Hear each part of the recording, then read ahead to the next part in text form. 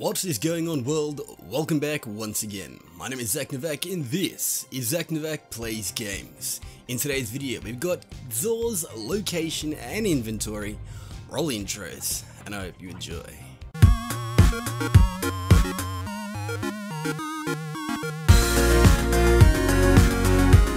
Once you spawn into Watcher's Grave, simply jump on your sparrow and head all the way up to XUR in his chilly tree. Hopefully this week he actually does have something good.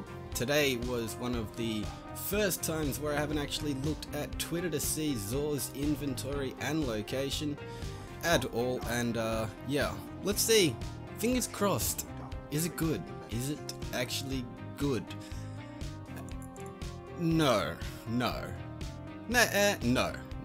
Unless you haven't got any of them, then no. Well, let's see. Let's start things off with Eye of Another World for the Warlock. This is 23 legendary shards and has the main perk Cerebral Uplink. Highlights priority targets and improves the regeneration speed of your grenade, melee and rift abilities. I will say it is a fairly decent exotic. It isn't really too OP, it isn't really the worst, but it's pretty much up there in average. I will say it's pretty good. Go ahead and pick it up if you haven't got it. Once again, 23 legendary shards for your Warlock. Moving on, we have the Peacekeepers for the Titan. Now this is 23 legendary shards for the exotic with the main perk called Mechana Holster. Reloads stowed submachine guns and allows you to ready them instantly. Yeah, that's pretty much it. Are they cool? Yeah. Are they unique? Yes, very much so. Are they actually viable in a lot of situations? Not so much unless you're running Risk Runner. Other than that, then yeah, if you're running Risk Runner, these things work amazingly perfectly well together. It's just, you need to get them. If you've got them, then that's good. 20 legendary shards if you haven't got them.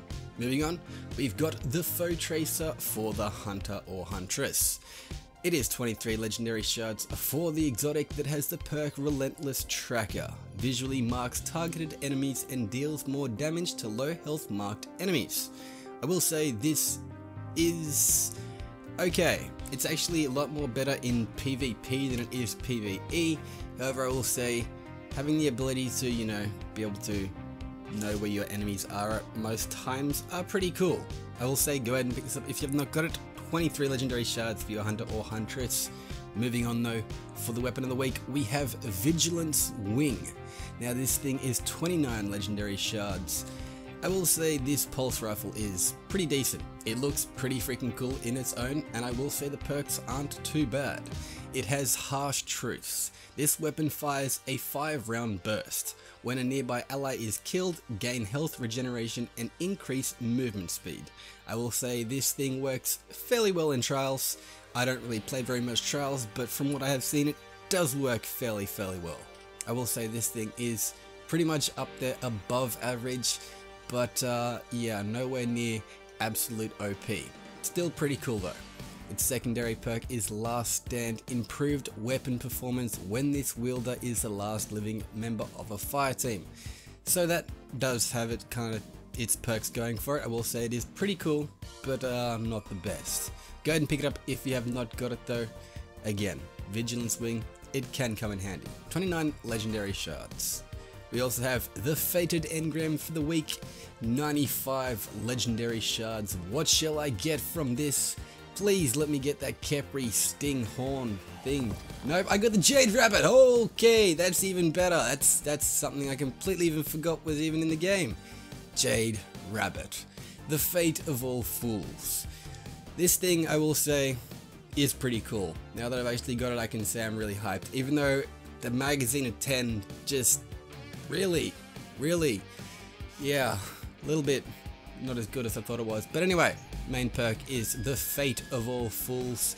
Chain body shots to gain bonus damage on your next precision shot and return ammo to the magazine. I will say the perks in this thing are pretty freaking decent.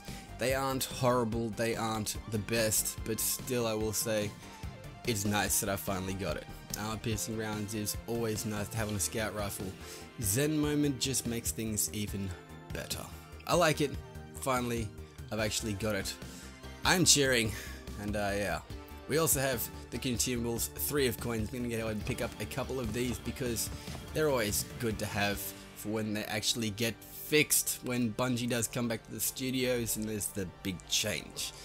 Anyway, this has been XUR'S location and inventory. It is his last location and inventory of the year.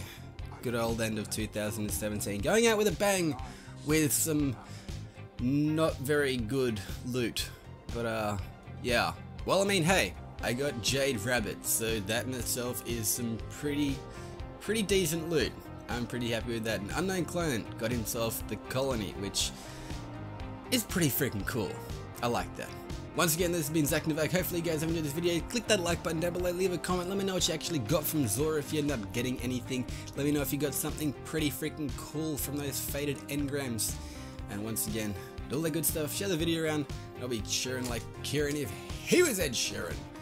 But this is ZacNovak, signing off. Until next time, let's see if I can do this. Wait. Nope, didn't work. Anyway, peace out.